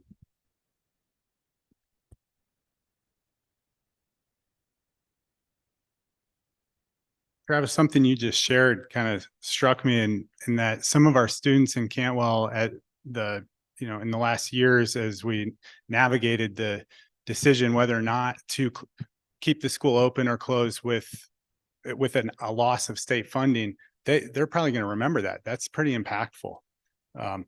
I see the mayor's role and the assembly's role in this is to fully fund the school district, continue to maintain up to the statutory cap our funding level. I think the mayor's role is also to advocate for stable and robust funding from the state, fulfilling their piece of the responsibility. As has been mentioned by a lot of my colleagues up here, I do believe it's tied to economic development, quality of life. And talking recently to a friend in Cantwell, he kind of challenged the perspective of the school as the hub and said, the community is the hub. The school is just a piece of that. And so it kind of gets to a lot of the things we've talked about, what makes a community livable and why do people choose to stay there. So I'd love to see community discussions in Anderson and Cantwell because I think the solution that fits Anderson may not fit Cantwell.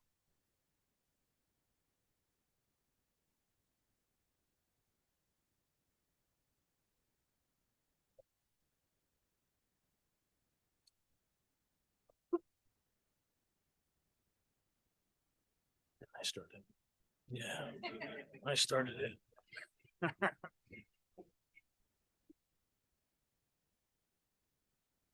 Thank you. Our next question goes to Mrs. Tench, and it comes from Kenshin.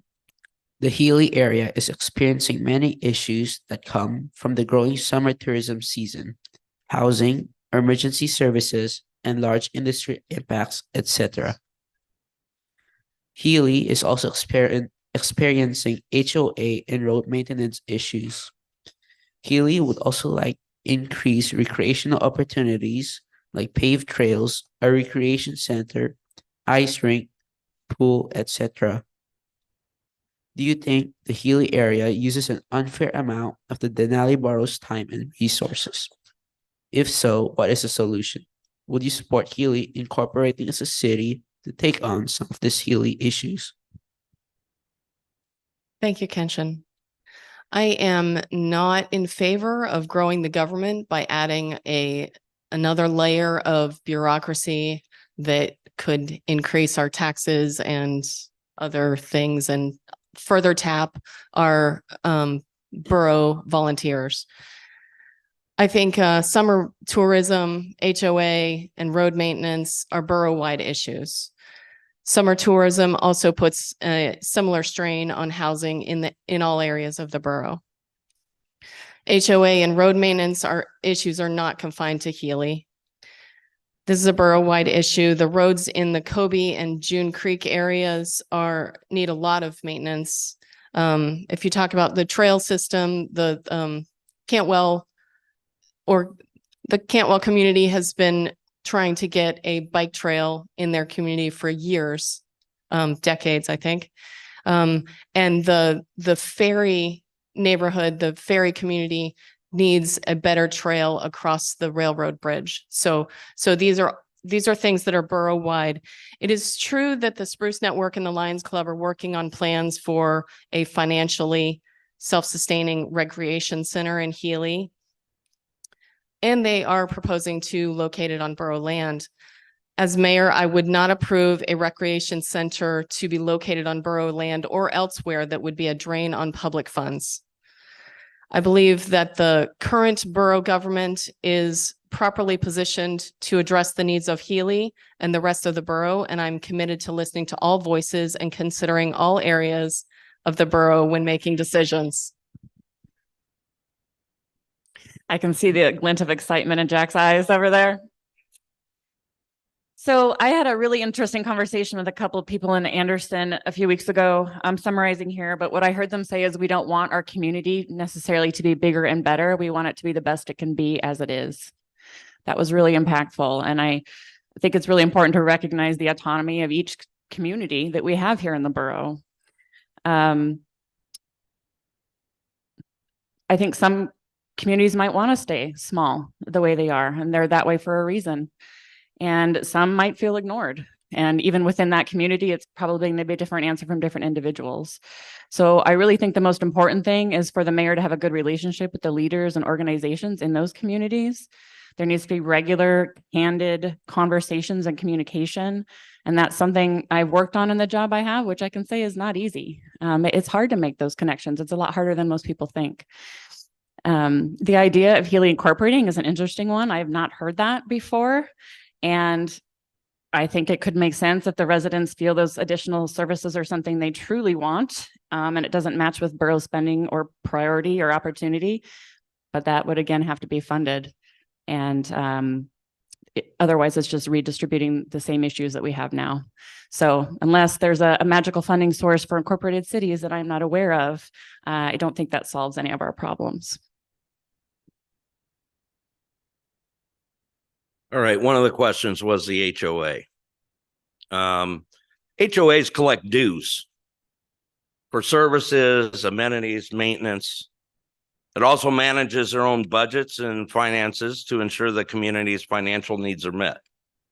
I've had homes in HOAs. So I don't know where exactly the problem is there. But maybe it needs to be looked into and investigated and find out where the funds are being allocated to. Now, increasing recreational opportunities is always brought up in all our cities. Heck, who doesn't want an indoor swimming pool, right? But I believe that in our current situation, funding for such things should be funded by using grants or, private donations. Shouldn't be taxed on its citizens or coming out of the borough's funds. The Denali Borough consists of many cities and villages. And with that, all residents of the borough deserve the administration's time and resources. Now, I looked into incorporating the borough. It comes with a big price, a hefty price. It requires larger administration. We run on a very small tax base. To fund such an administration would mean raising the taxes that are already in place and creating new ones, just to sustain such a local government in a low population area. That's definitely not in my plan. Thank you. Yes, Healy is experiencing many issues that come from growth in our tourism system. However, as was indicated, we did not meet our 2019 levels this past year, this summer. So it's an ebb and flow, and of course we have to plan accordingly. And I don't see it as dynamic as some do. And I certainly don't believe in advancing government to try and meet these challenges, because we've got a very solid staff here now, and we have several plans that do address some of the dynamics of this concern. One thing to point out is that the HOA is a private entity, and it needs to keep its business private, and it needs to have the residents that are involved in the HOA contributing to the fullest extent necessary to meet their demands or the needs of that organization. It is not a borough concern. They are eligible for grants, should be able to apply, and I'm sure that they will. And it will be approved in due course with the proper consideration the assembly provides. With regard to a rec center, I too believe in a right-sized rec center that does not alienate the rest of the borough. What about Anderson? It's wonderful we get one. What about Anderson? Who's talking about McKinley Village? Anybody think Cantwell is worth putting the money and resources into a recreation center? Can we use the schools for that? Lots of questions. And oh, by the way, if you listen to the contractors, the baseline price on a rec center as it's currently envisioned would be about 35 million. So these are all things we need to take into consideration, folks. And I encourage you to get neck deep in those conversations. Thank you. You guys make some good points, and I didn't really think about all that is experiencing it. As far as the HOA, I deal with an HOA. It is in his own experience. Road maintenance is always going to be an issue here until we get heated roads, but who knows that's going to happen. I do think that there is something here in this town where we could build something, and it could get people to come here, as far as a skating rink or a gym. I mean, that was a big thing when I first moved here. I didn't even have a place to shower, and I feel like that could be in all of the cities, not just Healy. That would help in growth. I mean, if I had a place where I knew I could shower and shave and feel like I was a person, then I feel like that would have helped me a lot in the beginning of when I came here. I would love paved trails. I would love to go rollerblading or biking. That's a lot of what the park is, I feel like. I don't think incorporating Healy is a good idea. I mean, once you go, you can't go back. And you have an experience here where it's very rural and it's very hands-off. And I like that. And that's how I want to keep this area, is less government, the better, as far as I see. That's all I have to say.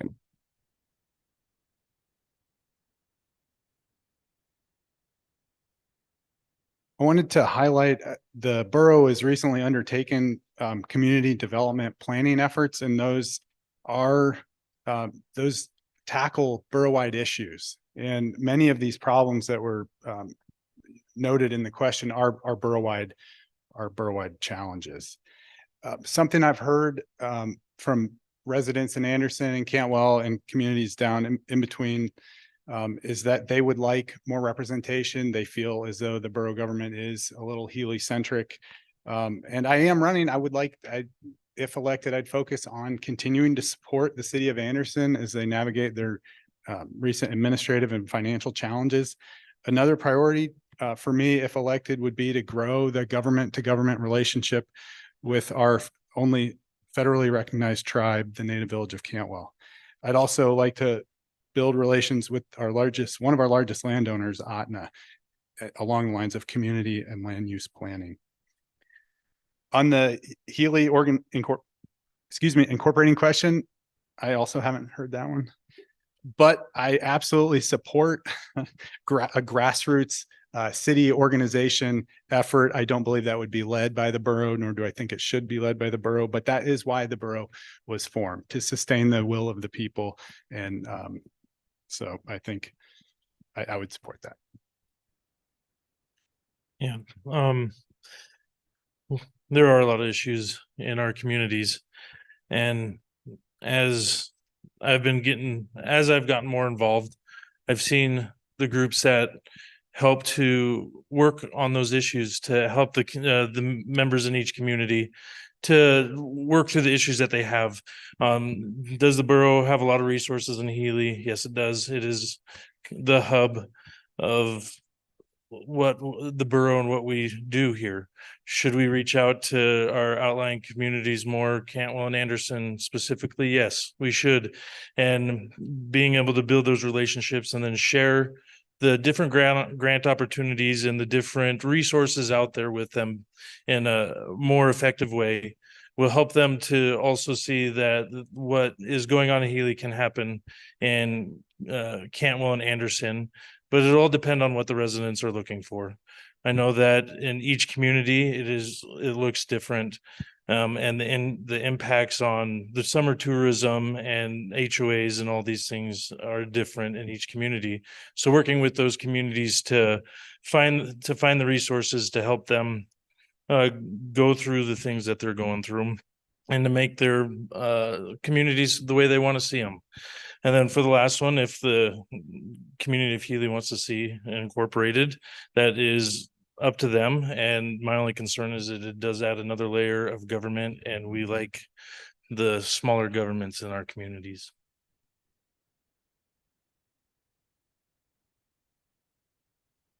Thank you. Our final question for the night goes to Mrs. Jusak first, and it comes from Pete. If you were an Alaskan mayor in 2020 who had local emergency medical powers, would you have mandated masks and/or vaccines to certain or all borough residents? No, I believe body autonomy is body autonomy, period. Even in my own household, there was varying arguments about what was the right path forward. Some of us in my household are vaccinated and some are not.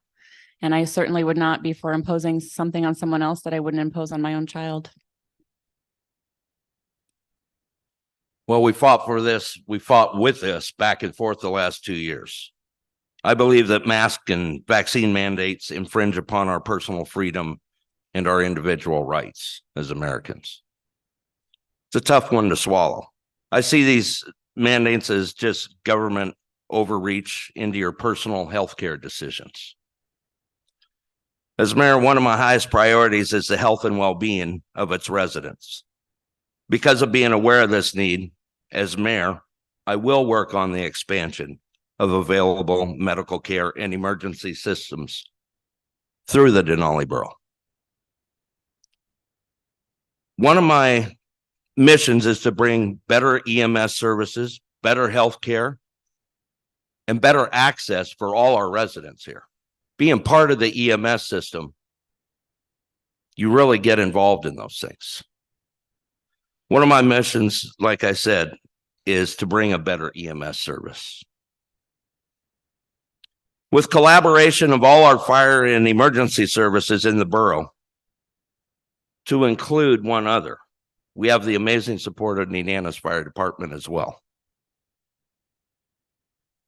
We'll come together to ensure that all residents will have security, knowing that safety, support, and residents' well-being is going to be at the top of my list.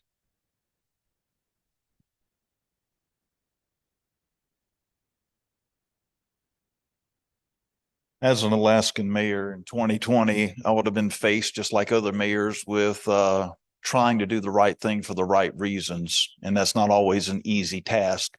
When you have the national government going, hey, masks are the way. Watch me wear 3 masks. Okay, that made no sense.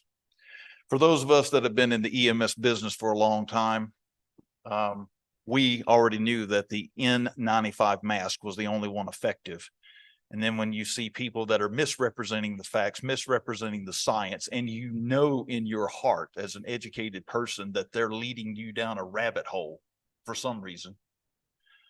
And it affected our children here. It affected our communities. It affected our businesses in a dynamic way.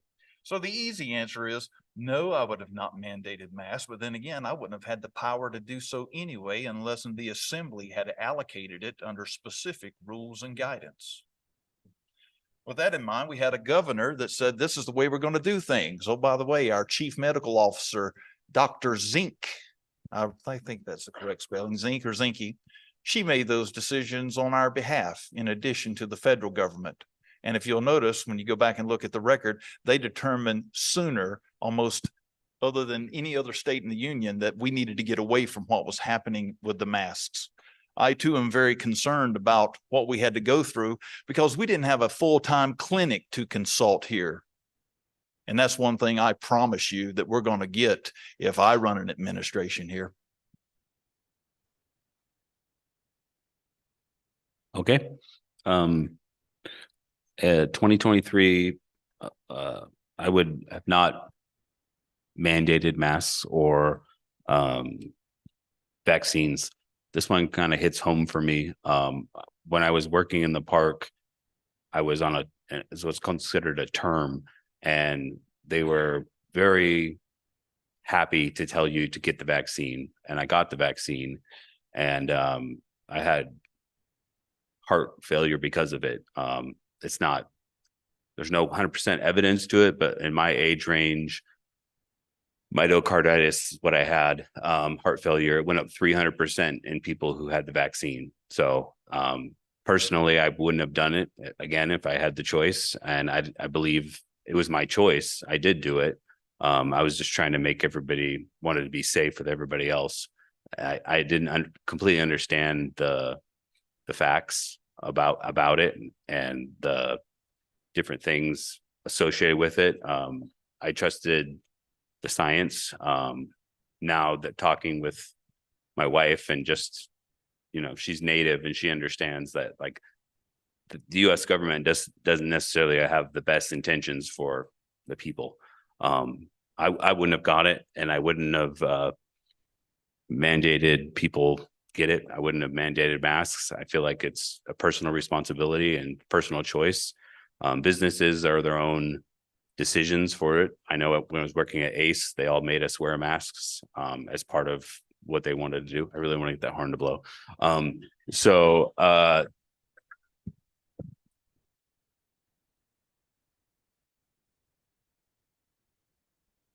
This hits close to home for me. This is a throwback question here.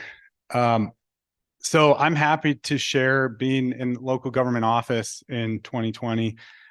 Some lessons I learned, some things that I think went well, and some things I would do differently next time. I thought the Denali Borough's coordination and the support of Alaska Public Health was incredible. We also built our partnerships with our local healthcare providers and local nonprofits to share information, distribute masks, administer relief dollars, and once it was available, to make the vaccine easily accessible. I made the choice to get the vaccine. I signed up for a flu shot this Friday over at the Tri-Valley Community Center. One thing I would do differently, I wouldn't raise my hand when Nurse Carrie was looking for people to test out the brain swab method on.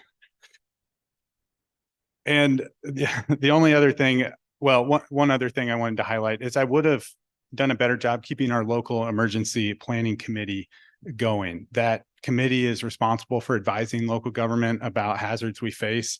And I think many of us would admit we didn't see a global pandemic coming. And that committee could have been used as a tool to continue to advise local government. I wouldn't have mandated a mask mandate or vaccine mandates for the borough as a whole. That is up to the individual and the businesses to decide that for themselves. I do applaud the way that the borough did handle the pandemic and being able to stand up the vaccine clinics that they did, as well as having tests ready to go for any borough resident that wanted one. That way they could be prepared for their work or school or whatever it might be, to know where they were at. That way they could be able to keep living their life as normal as we could during that time. And I just think that being on the assembly at that time, we were thinking of everybody's individual rights and also the safety of everybody as well. So seeing the mayor and the borough staff take that time and that energy to partner with the groups that we did to provide those vaccine and those tests was great.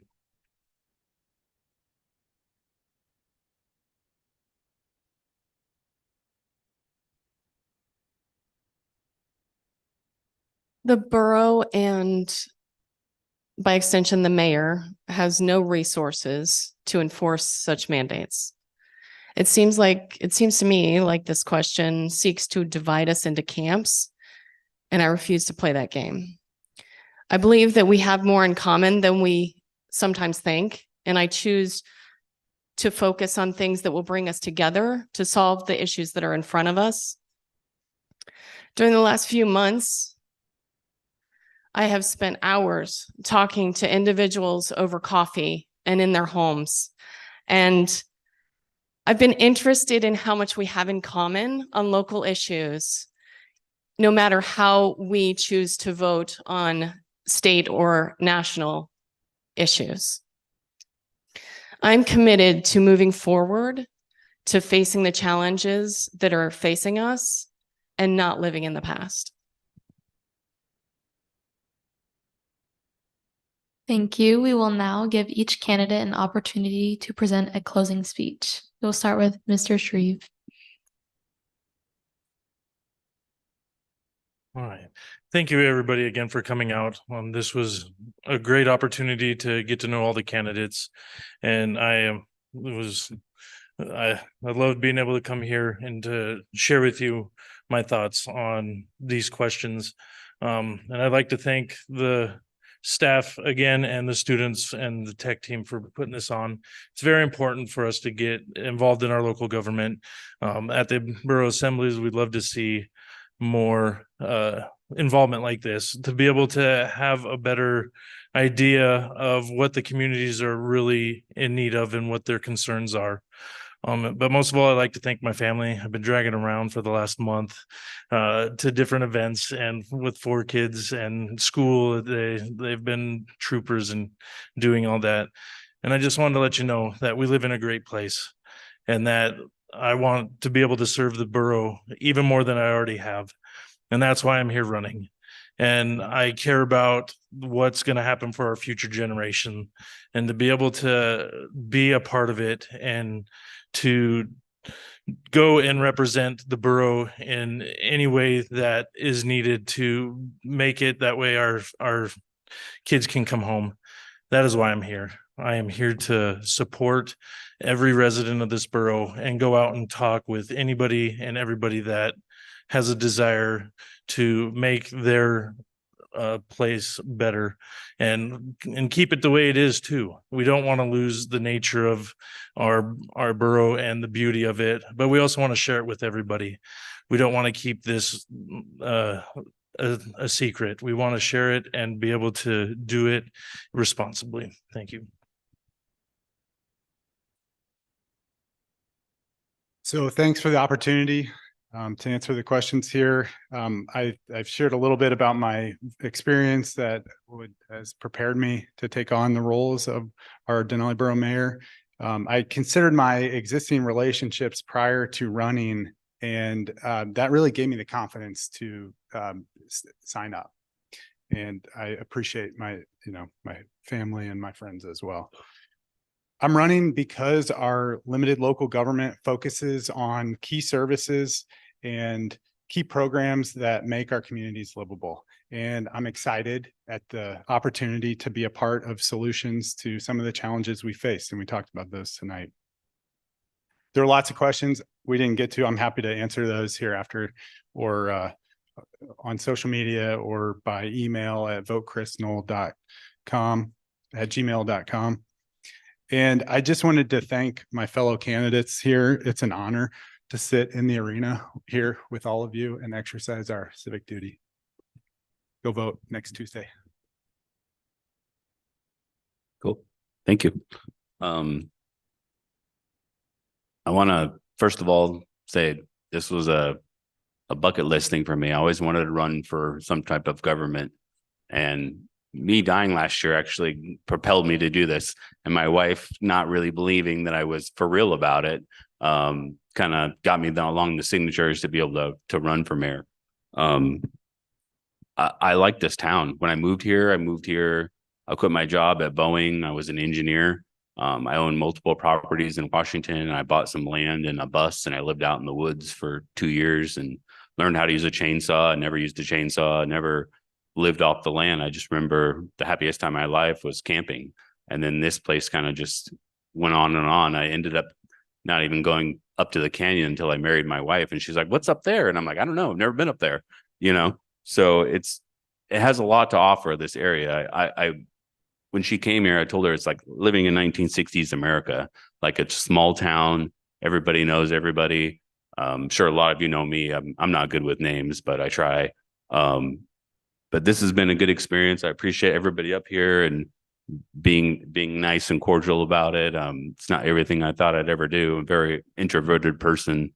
So this has been a big eye-opening and experience for me. And there's a lot of smart people on this panel, and we'd be lucky to have any person as a mayor.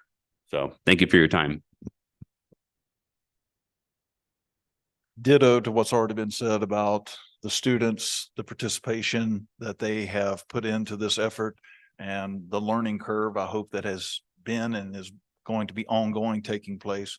And again, a humble and heartfelt thank you to the collaboration between the candidates, because in our own way, we do collaborate, we exchange ideas, and we try to find ways forward as a collective, although it's in many ways a unique experience. I encourage everybody to consider public office at some point in time.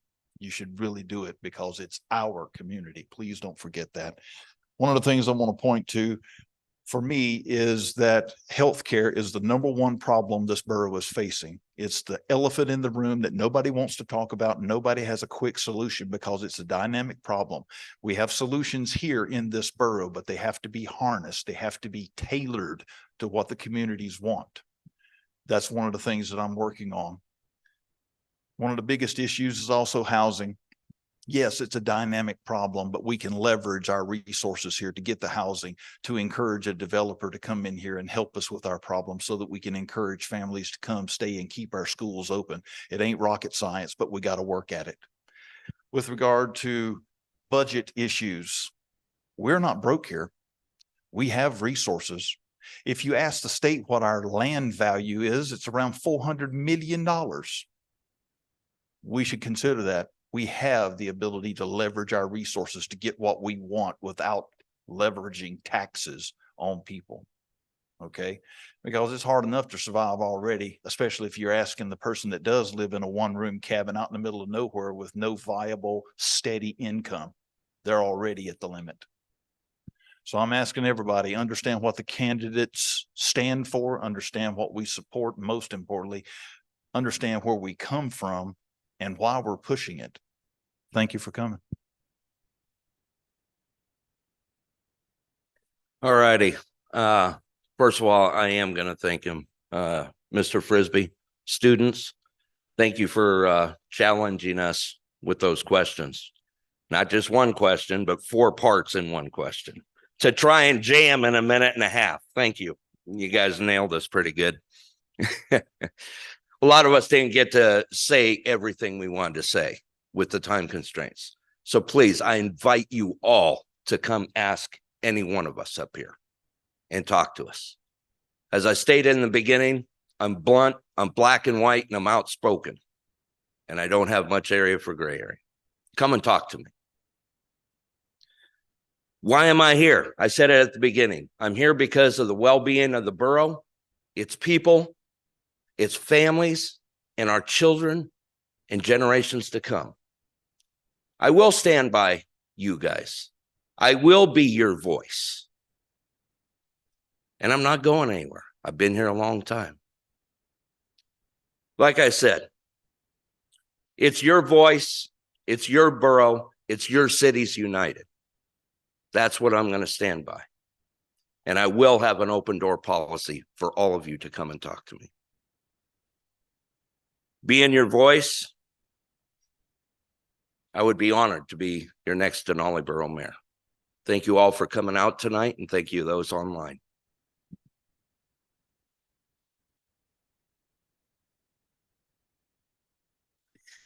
First, I would like to encourage everybody here to watch the monthly Borough Assembly meeting. You learn a lot.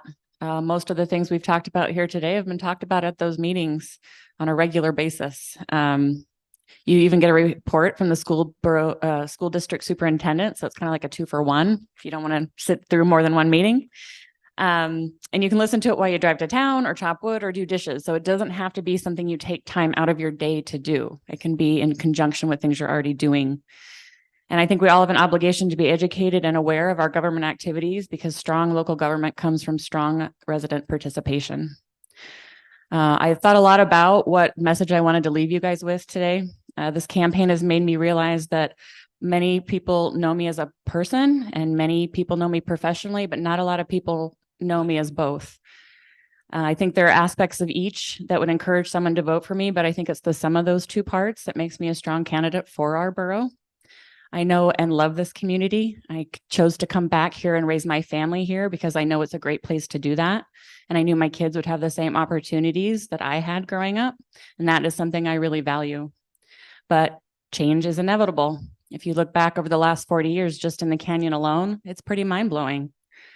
Change comes. My job has shown me we can make change work for us, and we can protect the communities that we love while still being successful in today's world. My job has encompassed a lot of the things we've talked about here today, but I've lacked the funding and weight and resources to put them into action, and I'd like that to change. My job has also provided me with the knowledge and relationships to navigate our challenges, and my life here has provided me with the inspiration to approach them with balance. I thank everyone who's in attendance here tonight, everybody watching at home, and I thank you for your consideration as your next Denali Borough Mayor.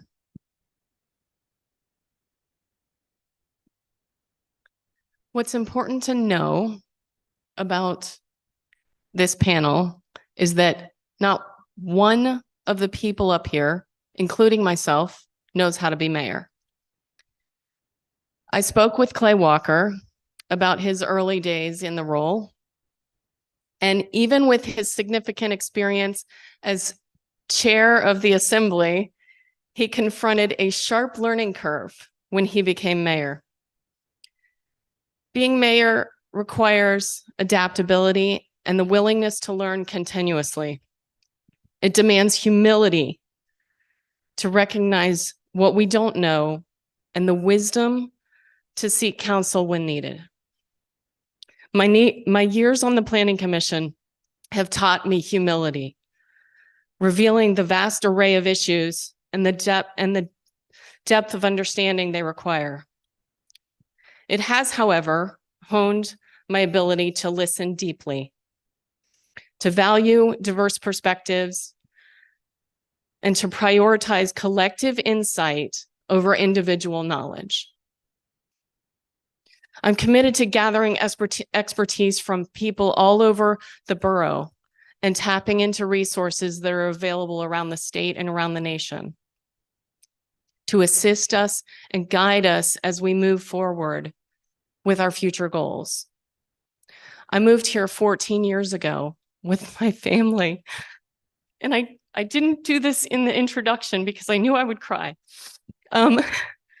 We moved here 14 years ago, and this place has become our home. And even though my kids are grown and they've moved on to their own chapters, James and I are dedicated to this area, and we're dedicated to making this borough the place that all of us want to be in. Thank you. Thank you. The Tri-Valley 11th and 12th grade English class would like to thank our school staff for all your help. Thank you to our community members for your questions. And finally, thank you to the candidates for answering some tough questions and being willing to represent our communities and borough. After the forum, there will be a meet and greet to ask any other questions you may have. Thank you and have a wonderful rest of your evening.